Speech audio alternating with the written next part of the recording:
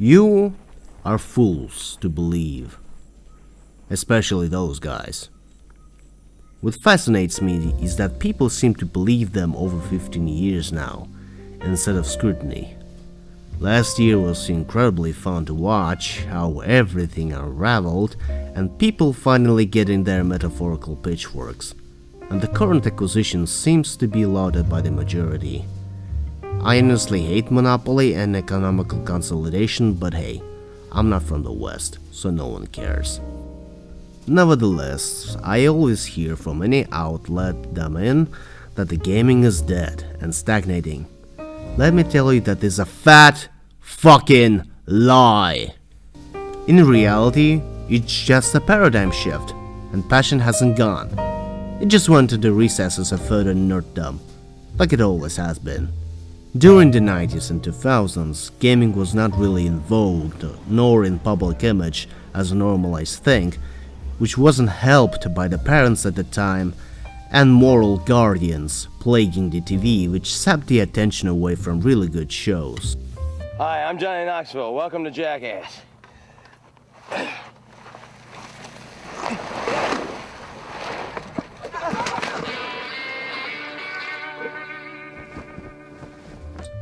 And back then, the only reliable source of information was either an obscure website that is way more efficient than any web design nightmare I see companies make, or a magazine, hastily spray painted at a print shop, which meant there was an entry price. Games that sold over 500,000 was considered a phenomenal success, and Doom, the original that is, while selling $9 a pop, made it $100,000 daily in 1993. It became the plague of IT offices because employees installed the game, clogging up the precious space by 2 megabytes. That was the equivalent of Modern Warfare 2019 taking up to 200 gigs. Damn, boy! And id, at that time, was composed of close friends. Yeah, a novel concept, a close friend, with which you can get into fights with 1 second and have a beer and exchange Jewish jokes the other. And most gaming companies back then composed of people who were close.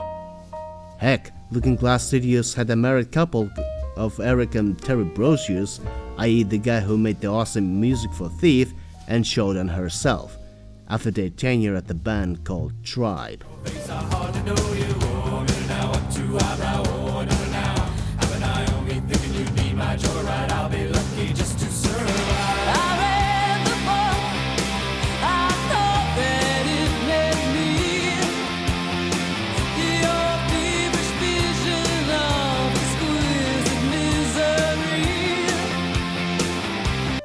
With people being close friends with similar interests and hobbies, the passion really fires up, and a lot of modern day franchises has their inception here. In fact, that's where the crunch began, but not because publishers and middle management, the fuckers, forced them to it, at least not constantly. People crunched because they liked it, and because everyone was against them due to them pushing boundaries of acceptable, but doing it in a tasteful manner. Developers had passion, yet they possessed both humbleness and boldness, due to being pioneers and being a family. Alik, Hey, when the movie comes out, who do you want to play you? let's see. Wesley Snipes. Wesley Snipes, cool choice, man. That before though. It's Jake. I want Wesley Snipes to play me too. What about you, Chris? Arnold. Oh no. Arnold. But I'd rather play myself and have a role with Jennifer Lopez. Now you're talking. So, Mr. Siegel. Yo. When the The beginning of 2000s was not that different from it, but the scale has certainly increased. And while 90s could be called the age of discovery, the beginning of 2000s is what can be called the golden age. And while the motto in the 90s was let's make something because it's new and original, the 2000s was let's make something because it's cool.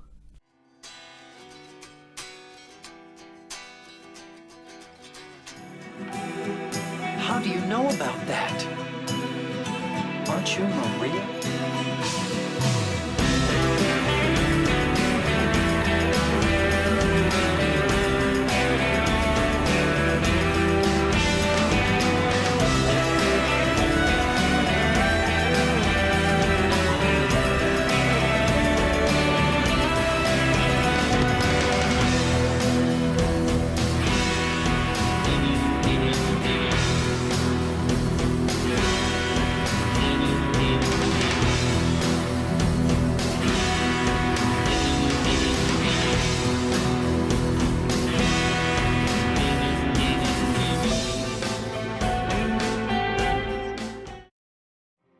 It's no coincidence that PlayStation 2, GameCube, and Xbox era are remembered fondly.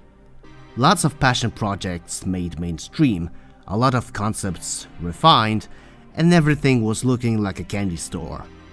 Passion and corporate collided at the time, but only barely. In-house developers have started to rise in prominence, but their priority at the time was to make a product that would be fun to play, not something that would sell. Halo was bought because Bill Gates was interested in it and wanted something innovative for his new gaming console, because he knew that innovation will bring a lot more people than just a good product. Grand Theft Auto was a success because it made a crime movie a digital reality. Kingdom Hearts began its inception because Square thought, hey, why not, we don't know where to spend our money, from Final Fantasy VII. And Mafia had the damn physics engine because developers had a hard-on for realism. Speaking of which, PC also had an experimentation period.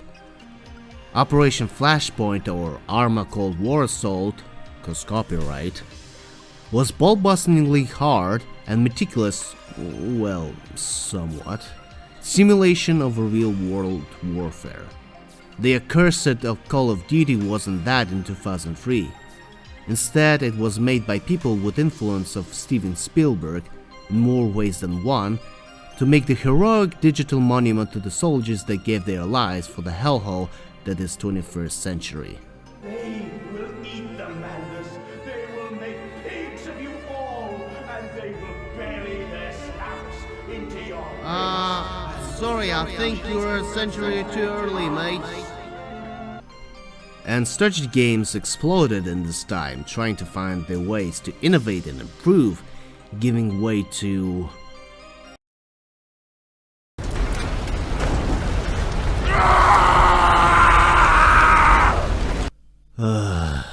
and then... Guess who wins this life? WiiWare, Halo 3, COD 4, BioWare becomes a part of EA, Mass Effect 1, Guitar Hero, Assassin's Creed, The Witcher, Bungie getting away from Microsoft, Orange Box in Episode 2, Crysis, Bioshock, Persona 3, Tiberium Wars, Stalker, Zero Punctuation, Apple launches iPhone, Google releases Android, Tumblr, Indiegogo, Zynga, Dropbox, second season IVGN. Holy crap, what a year that was. And yet, the passion seems to waning at this point. People are starting to leave, either to make other things or leave it entirely. Sales rose. Instead of small office spaces with people walking in basketball shirts, it's now people in jeans in the cubicles. E3 rose in prominence and became de facto announcement mecca. And when the 2008 housing bubble had popped, a phantom pain has embedded into the whole system. Studios that were recently bought closed due to artistical or economic struggles.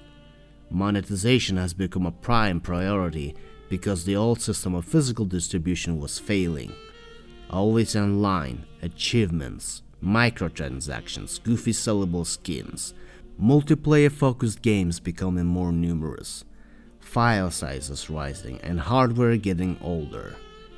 And gamers were willing to accept anything, so long the pain of seeing their household collapse, or being somewhat poor is dulled, or outright relieved, so long as they had fun with people they play with, and exchange cuss words.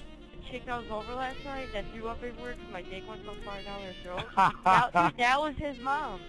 I told you. I told you, just shut the fuck Let me up. talk to your sister then, you Here. fucking homo. Oh, no. They'll say dirty stuff, how like their dick is 1 inch. What? What? Who told you that? Your mom. A lot of bad. No, dude, I'm just kidding with you.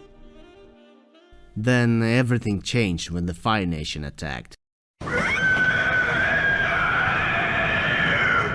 Short story long, internet and gaming has become as mundane as TV. It's now corporatized or owned in some way. It's not as grassroots as it was. Or was it? Despite what Google or YouTube might tell you, you can find genuinely good games if you look hard enough and spend time doing that. For instance, you might stumble upon some obscure Taiwanese puppet show which might seem odd, until you see it and then BAM! You binge watch the whole 3 seasons and the movies. Same with games. Star Sector, Zero AD, Black Powder Red Earth, Age of Fear, Heroes Hour, Kenshi, Cepheus Protocol, Pathologic, Project Wingman, and that's just my library. Thing is, passion isn't gone, it's hiding. As it once did, so it does now. Nowadays you're in the same position as its users in 80s and 90s were, just with nightmarishly designed interfaces. Internet is a big place. There's always something for anyone. Maybe the time for widespread passion for good things has passed, but so long embers remain, it will come back sometime. And with recent news, it better. So don't be afraid to go out of the boundaries, out of stagnant communities. Because the community is not a collection of people praising one thing. Community is a family. And family is what everybody sorely lack. A family of passion for something that brings them together, and not afraid to show their feelings of all colors towards it. Don't believe in pretty pictures and presenters. Believe in developers, for this should be the ultimate marketing tool. If you like them, you will like the game. That's how it's been 15 to 20 years ago. You are fools to believe. But if you believe in something that you think is good, the result will satisfy you no matter what. He's gone to Texas to watch the Holy Fiber.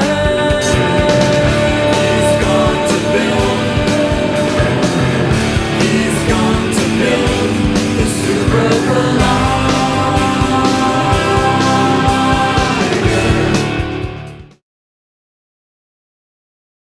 Now f*** off!